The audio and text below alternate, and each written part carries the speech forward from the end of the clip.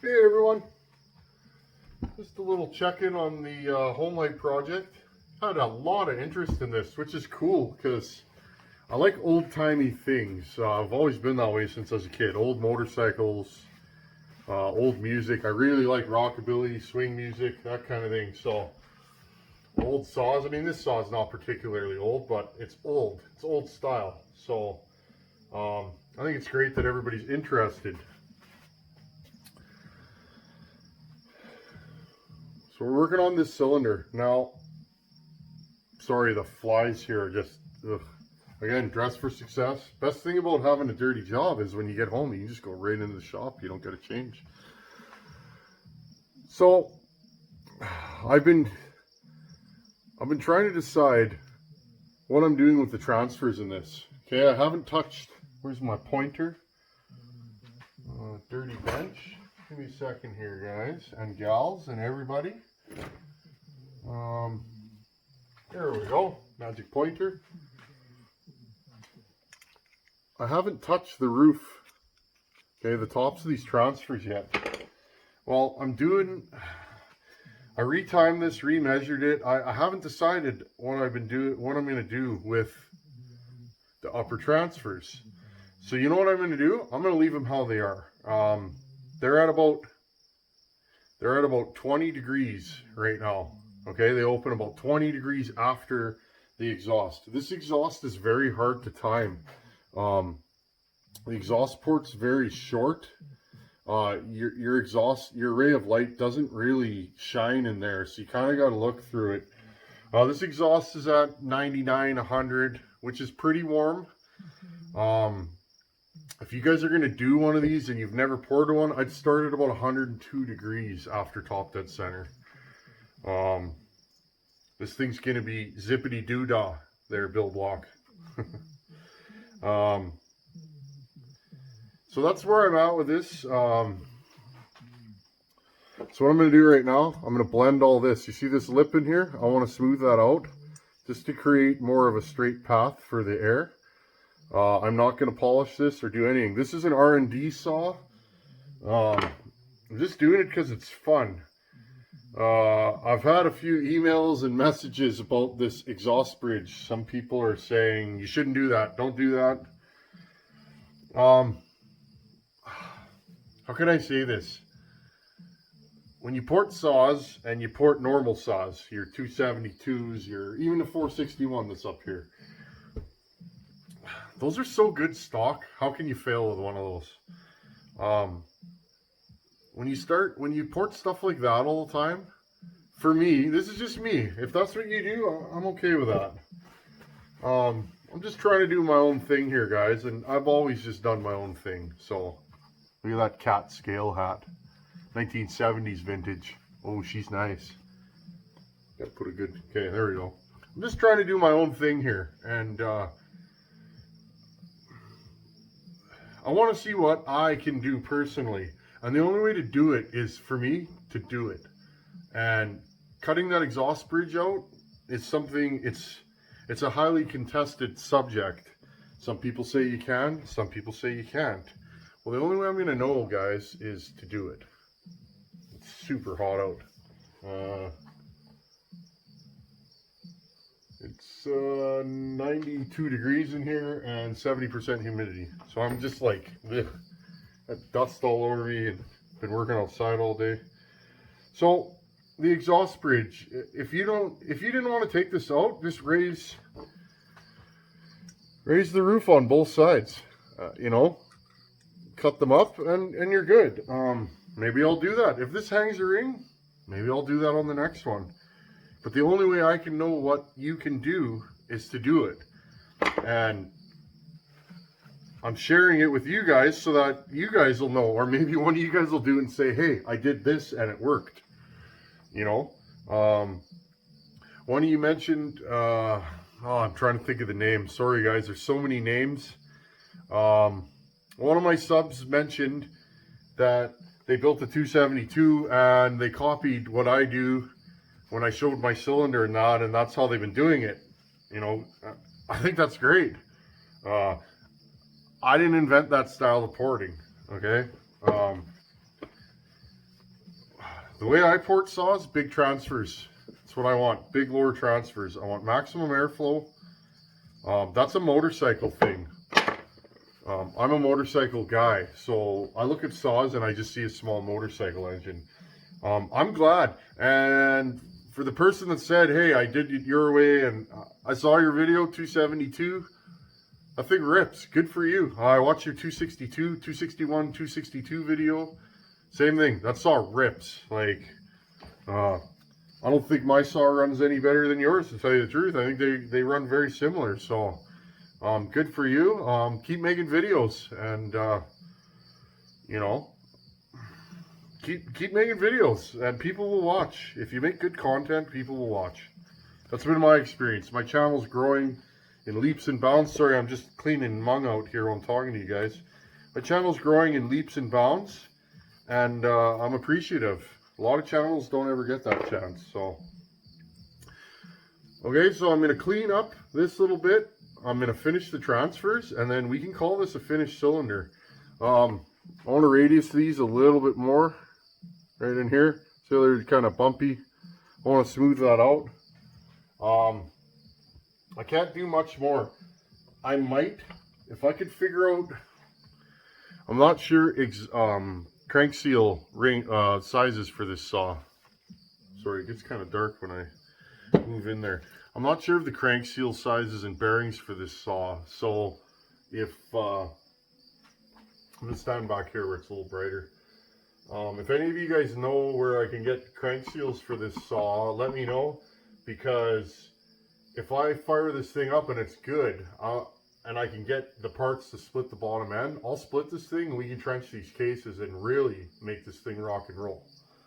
So that's the end game. I'm going to run this thing for a while, and I don't know what I'm going to do with it. I might mail it to another YouTuber. Somebody that I think's a good guy, and let them enjoy it. And I got enough saws, guys. This whole shelf, I got 20, I don't know, I got 18 feet of shelf, and it's full of saws, and I don't need to keep them all. How many saws does one man need? Some people would say hundreds. I don't know. So I don't know what I'm going to do with this, but I'll probably send it to somebody, and we'll go from there. So that's what I'm doing today. I'm going to pause you. I'm going to blend. Okay, take a good look at that. Okay, I'm going to get rid of all that crap in the top, what's remaining of the exhaust bridge, but I'm not going to touch. Okay, I'm not going to touch the roof right here. Okay, I'm going to stay away from that. And then we're going to chamfer this, which is deburring it. I'm going to sand it. I also have to, I got to dish this ramp. So the ramp's straight up and down right now, okay? Imagine the bore's on this side. I'm going to do this with it slightly, so that when the ring comes down, the ring is slowly forced into the bore. Okay, that way it won't catch a ring on the bottom, because remember, the bottom of that port's super flat. The top is now round. Okay, I don't know if this is going to hang a ring, guys, so I'm going to do everything in my power to make sure it doesn't. I'm going to finish the transfers, take a look at them. Okay, this divider went all the way to this base right here. Okay, I cut most of that out. I'm doing that for volume, and I'm doing that, I'm trying to create paths for the air to flow smoothly. Okay, it's not about taking out casting imperfections and stuff like that. I'm physically manipulating the air to go where I want. Where did my pointer go? Here we go. Okay, look at these shapes, the way it tapers in. Okay, this side is wider than this side because this is your primary and this is your secondary.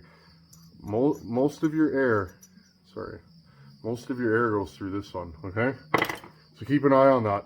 We're not going to raise these upper transfers right now. I'm going to run it with the upper transfers the way they are. If it's no good, we'll talk about that. We'll pull it down and we will decide how much we're going to raise them. This saw's pretty strong out of the box. So all I'm doing, I raised the exhaust roof to raise the RPM in the cut. I'm raising the peak of where this thing makes horsepower. This thing's stock, 6,500 RPM in the cut maybe. Okay. Well, it had a 106 exhaust roof. That's pretty tall for an exhaust roof. Okay. Meaning the exhaust roof is physically lower from the top of the combustion chamber. Okay. It was at 106. That slows the saw down, gives it a lot of torque. It's at about 99 now. Okay. Which is what I would run a lot of modern saws at. Maybe not saws with this bore. Okay. This is only a 46 millimeter bore. But I figured, go big or go home. It's more entertaining if we go a little wilder, right? If it's too angry, if it's too fast and not torquey enough, I left myself enough wiggle room, guys, that I can drop this cylinder enough to lower the exhaust, okay? To lower the exhaust another couple of degrees and bring it back to like 100, 101. Okay, any more than this though, and this solid free port, so I'm leaving myself wiggle room. Okay, remember, free porting is where the exhaust skirt clears the bottom of the exhaust port, and you end up venting your case pressure out the exhaust while you're drawing air in, right? So, okay, so that's where we're at. I'm gonna get to grinding here. This won't take long, and then we'll come back. Okay, we're back. See how I've smoothed that out? Now I can't take this lip out of here because the exhaust would be at like 80, which would be just silly. Remember guys, taller the exhaust number, the faster the saw is going to run. Okay, see how I've blended all that? The bottom. Well, let's see if we can get you. I don't know if you're going to be able to see that. Okay, I have that little ramp there. I took a sanding drum and I ground it just on an angle so that ring's going to hit it and get forced into the exhaust port. Okay, transfers I've smoothed. See, they're a little more symmetrical now. Got a little bump there, but that's just the way she's grinding, so I'm going to leave her. And transfers are good. I'm not even going to touch them. Now remember, some of you might be inclined to port smaller saws like this. These are really hard to get into. So, a lot of my tooling that I normally use doesn't fit in this cylinder. So, okay, so now I'm going to do a chamfer and look at that exhaust port. I don't know if you can, if I put my hand behind there. There you go. Okay. You can see, like, it's rough where I've ground it. If you leave that like that, that'll cut that piston to bits. So I'm going to, give me a second here, guys, and I'll show you what I used for that. Somebody asked me that in a message. I use these. Okay, that's a diamond, that's a round diamond carbide cutter. And let's see, how do I do this? Everything's backwards. Okay, you go around the edge and cut a little chamfer. Okay, so I'll do that and then I'll come back and I'll hit it. I don't know if you guys are going to be able to see that. There you go. Get my pointer. Can you see the little, there's a little flat edge all the way across. Right here. Can you see that little edge? That's my chamfer. I don't like them too big, but big enough. Okay. So we did that. Now you can feel it. It's smoother than it was, but it's still a bit rough. So now what I do, where is it here? You know, I should really plan for these videos.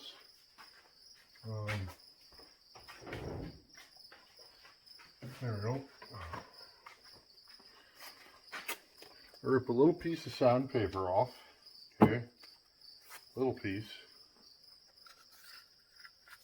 I usually start with 150, 200, and I go in there and I go back and forth and I make that port shiny. Okay? Back and forth. Again, it's harder to do this. I got decent sized hands, but it's harder to do this on a small saw. Okay? See that? I'm sanding the top of the port.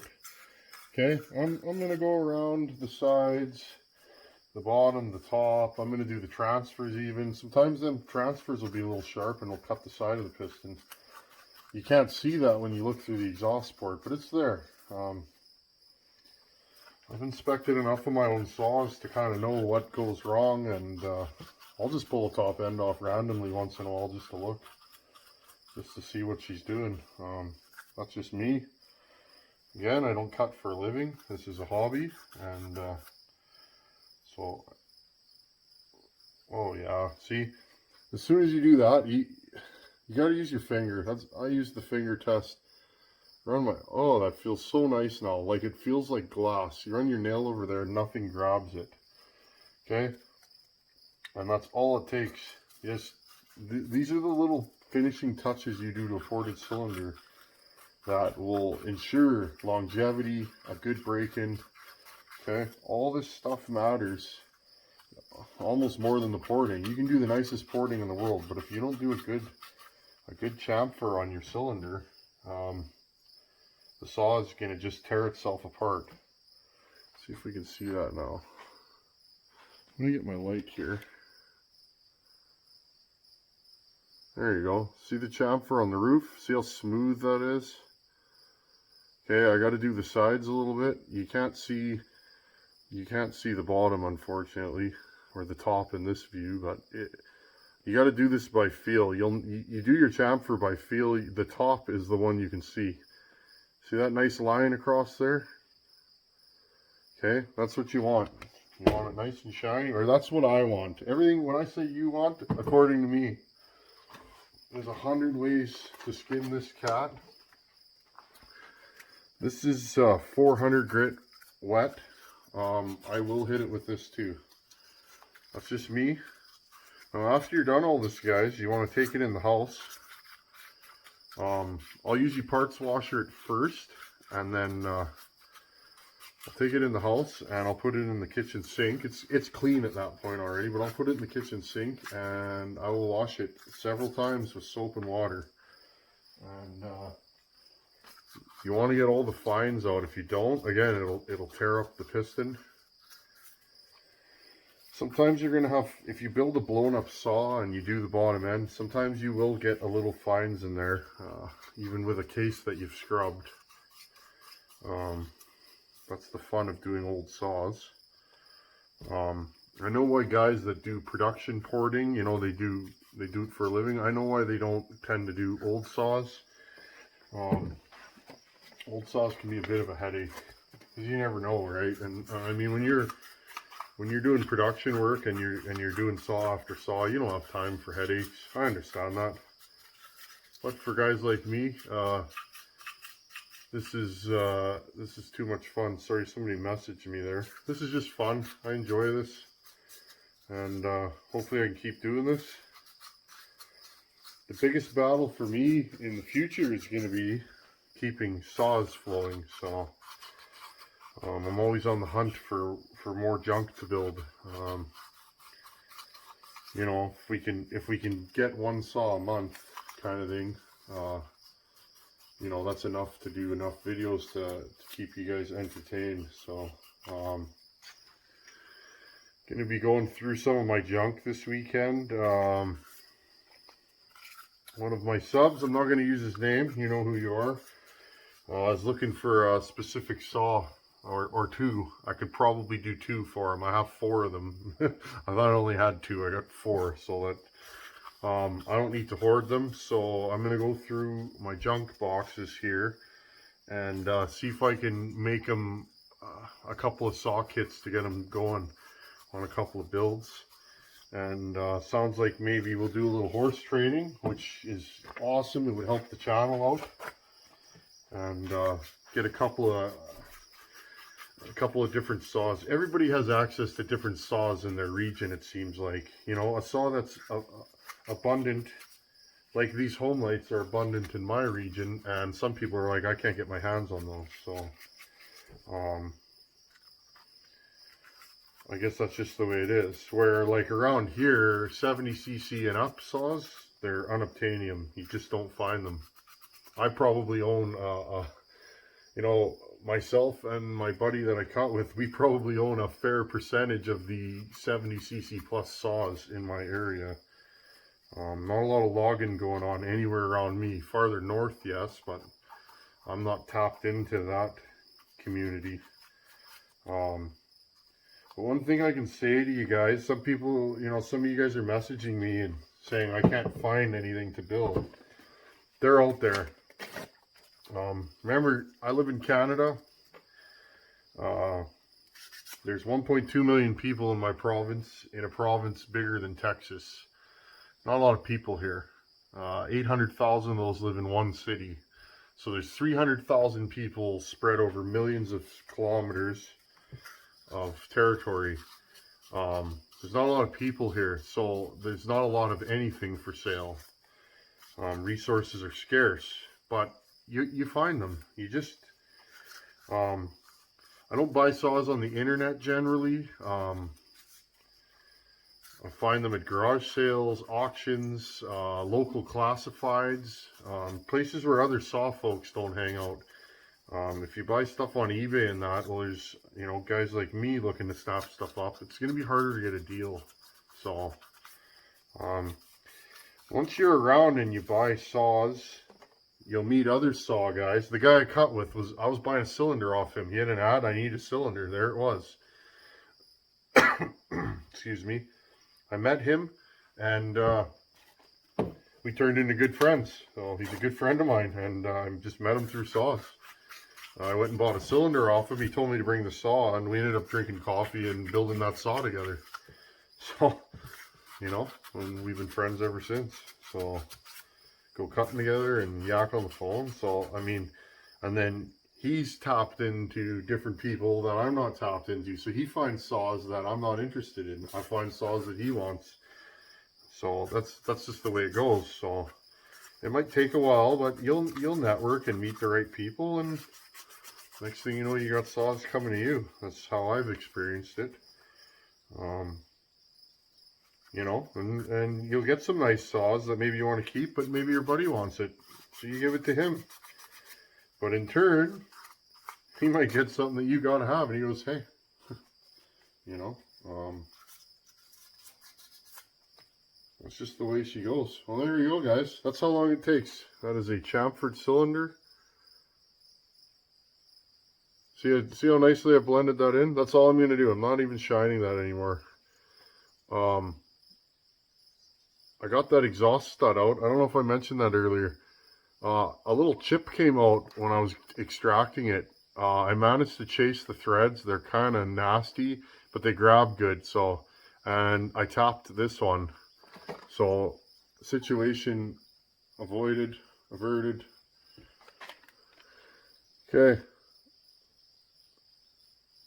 That is a fully chamfered, polished, shined up. You can see the shine on the bridge there. All the way around. You want to do the sides, bottom, top. Look how shiny that chamfer is. Okay, and that's how long it takes. Now, if you had an intake on this, I would do the same thing. And it's going to take some practice. Your first chamfers are going to be, you're going to be like, this is, you know, just practice at it, guys. What I can say, so you have this small ball, right? It's just tiny. Look, that's just a Dremel flex shaft. That's what I pour it with. It's not even a real Dremel. Okay. All you do is just, I use my pinky and I anchor it and I go zing and just do a nice pass. The first couple passes are going to be a little bit chattery, and as you go, it'll start off just paper thin, and it'll get wider and wider and wider in each pass. And after you're done, it'll be smooth. It takes some practice. Okay, don't go too wide, in my opinion. I like to keep them fairly thin. It's just to ease the ring in and out and stop the piston from scraping the top and bottom of the port. If you don't chamfer them, you will tear the piston up something fierce. I've never forgotten to chamfer it, but in my earlier porting days, I wasn't very good at it, and I learned. You know, after a tank, you're all excited, the saw runs great. You won't even know that it's tearing the piston off. You won't. And then you pull the muffler and you look and your heart will just, sink. You're just, wow. So that's okay. That's part of the process. If it was easy, I think everybody would do it. That's what makes it fun when it's a challenge. This is a challenge, guys. It's a small bore, weird design, reed valve. I mean, I could port a 266 right now. I could do a 266 blindfolded. But I know how that's going to run. I know what numbers to use. I know what to do with the transfers. I've done all that. So it's like, why not do something that's weird or different, Different's okay. So I think we're going to call this a finished cylinder. Okay, I'm going to wash this thing out. I'm going to get rid of all this carbon in the top and just scrub all the fins. And go from there. Amongst my group of friends, we've been talking about cooling. These things run hot. There's not a ton of fin area. There's no fins here behind the muffler.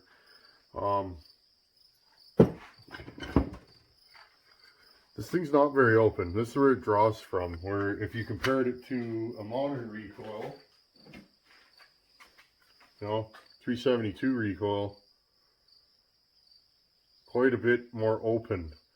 We'll cross that bridge. If I need to, I will actually cut cooling holes in this recoil, in this minty Homelite recoil, which I don't really want to do. So remember though, ported saw runs faster, which means the flywheel moves more air, which means you have more cooling.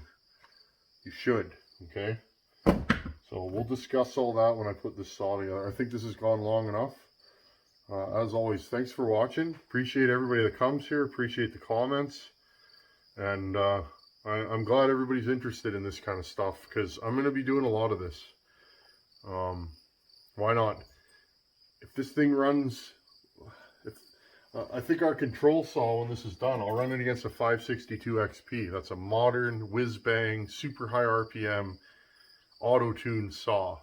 If this keeps up with a 562, 100% it's a success. Even if it's close, it's a success, because a 562 here is $700. 20 bucks. We're at the $20 mark still on this. We'll probably be into this saw for 40 bucks when we're done. Seriously. Okay? Anyhow, as always, thanks for watching. Take her easy. Thanks to everybody that comes out.